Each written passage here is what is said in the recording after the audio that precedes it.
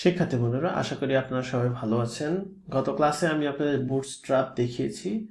আমি দুঃখিত, আমি আসলে নিজেই বুটস্ট্র্যাপ অনেকদিন ব্যবহার করিনি, এই জন্য অনেক ইউটিলিটি ক্লাসের নাম আমার মনে নাই। এই জন্য খুব বেশি ইনস্ট্যান্ট হবে না, অনেক কিছু কাজ করবে না। যেমন গত ক্লাসে আমি অ্যালাইন আইটেম সেন্টারের পরিবর্তে জাস্টিফাই সেন্টার দিয়ে বলেছিলাম যে সেন্টার হবে, বাট এটা আসলে হবে হচ্ছে অ্যালাইন আইটেম সেন্টার। মানে হচ্ছে আমি আসলে এটাকে সেন্টার করতে চেয়েছিলাম, এখন এই যে রিফ্রেশ দিলে সেন্টার হবে। সো এটা অ্যালাইন সেন্টার আর কি। যাই হোক, এটা বিষয় না।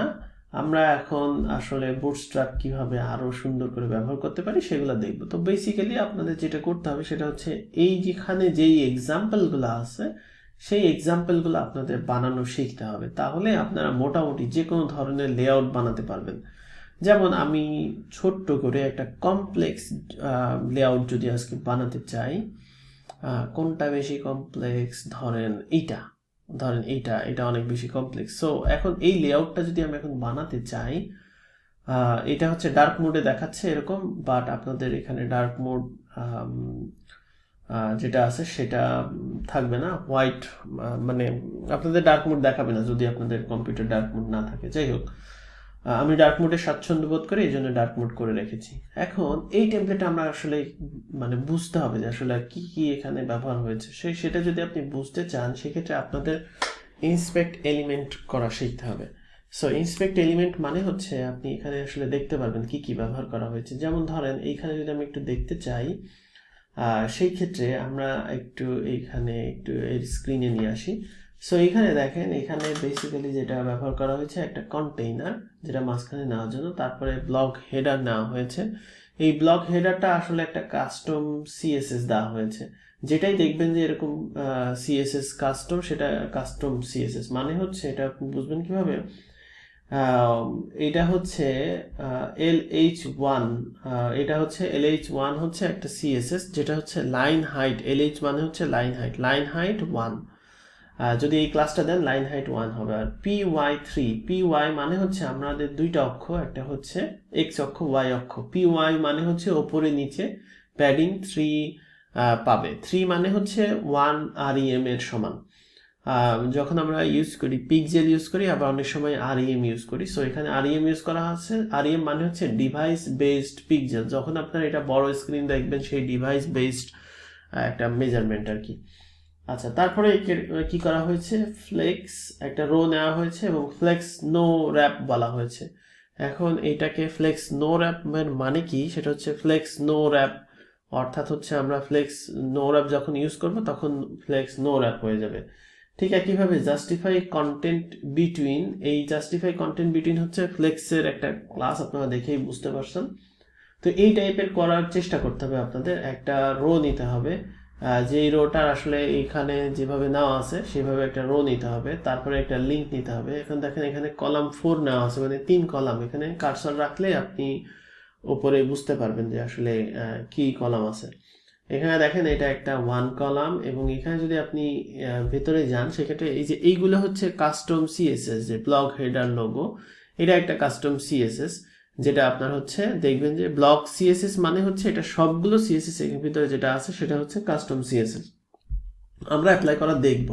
আমি আসলে আপনাদের এখন একটু মানে টাস্ক দিচ্ছি বা যে কোনো একটা কিছু দিচ্ছি, আমরা একটা রিয়েল টেমপ্লেট বুটস্ট্র্যাপ দিয়ে করব, বাট এখন আমরা জাস্ট একটু এক্সপ্লোর করতেছি আসলে যে বিষয়গুলো কেমন। সো এইখানে যদি যান সেক্ষেত্রে দেখেন এখানে একটা প্যাডিং আছে, যেই প্যাডিংটা দেওয়া হয়েছে কিভাবে, P4 মানে হচ্ছে এইটা হচ্ছে বুটস্ট্র্যাপের ইউটিলিটি ক্লাস, মানে হচ্ছে আমরা প্যাডিং ব্যবহার করছি। তারপরে এখানে দেখেন PMD5 মানে হচ্ছে, এটা হচ্ছে P মানে প্যাডিং, MD মানে হচ্ছে মিডিয়াম ডিভাইসের স্ক্রিন, যেটাতে এখানে হচ্ছে 5 দেওয়া হচ্ছে। অর্থাৎ MD প্যাডিং আমরা হচ্ছে বাই ডিফল্ট আমরা পাবো হচ্ছে প্যাডিং 4, কিন্তু আমরা রেসপন্সিভের জন্য এখানে প্যাডিং 5 আমরা নিচ্ছি, অর্থাৎ হচ্ছে ছোট স্ক্রিনের জন্য এটা, বিগ স্ক্রিনের জন্য এটা। MB4 মানে হচ্ছে মার্জিন বটম 4, যেটা হচ্ছে ইউটিলিটি ক্লাস। রাউন্ডেড এটা একটা utility class. Text BG dark, এটা হচ্ছে ব্যাকগ্রাউন্ড ডার্ক, হচ্ছে একটা ডার্ক মোডের জন্য, যদি আপনার ডার্ক মোড এনেবল থাকে সেক্ষেত্রে ডার্ক মোড থাকবে এরকম। আচ্ছা, সো আপনারা এটা একটু করার চেষ্টা করবেন স্ট্রাকচার দেখে দেখে, এই যে এটা হয়ে এখানে স্টিক হয়ে যাচ্ছে, সেটা একটা জাভাস্ক্রিপ্ট মূলত ব্যবহার করা হয়েছে, অর্থাৎ হচ্ছে স্টিকি। যে স্টিকিটা আমরা এখন আপাতত ইউজ করব না, পরবর্তীতে আমরা হচ্ছে এটাকে ইউজ করব। এখন আপাতত স্টিকি দরকার না, আপনি জাস্ট 2 কলামে ভাগ করে ফেলবেন। প্রত্যেকটা জিনিস কিভাবে ব্যবহার করা হয়েছে যখন দেখেন, এটা কিন্তু ইটালিক, মানে হচ্ছে এখানে কিন্তু ইটালিকের একটা ক্লাস থাকবে। যে দেখেন এফএসটি ইটালিক মানে হচ্ছে, এফএসটি মানে হচ্ছে ফন্ট স্টাইল, আর ইটালিক মানে হচ্ছে ইটালিক। সো এই ক্লাসগুলো আপনাদের একটু নোট করে নিতে হবে। যে কোনো জিনিস বুটস্ট্র্যাপে যখনই কাজ করবেন তখন এই ক্লাসগুলো নোট করে মুখস্থ করে ফেলতে হবে যে এইটা দিলে এটা হবে। সো ইউটিলিটি ক্লাসের একটা লিস্ট আছে, আপনি চাইলে গুগল সার্চ করে বুটস্ট্র্যাপের সকল ইউটিলিটি ক্লাস সম্পর্কে জানতে পারেন।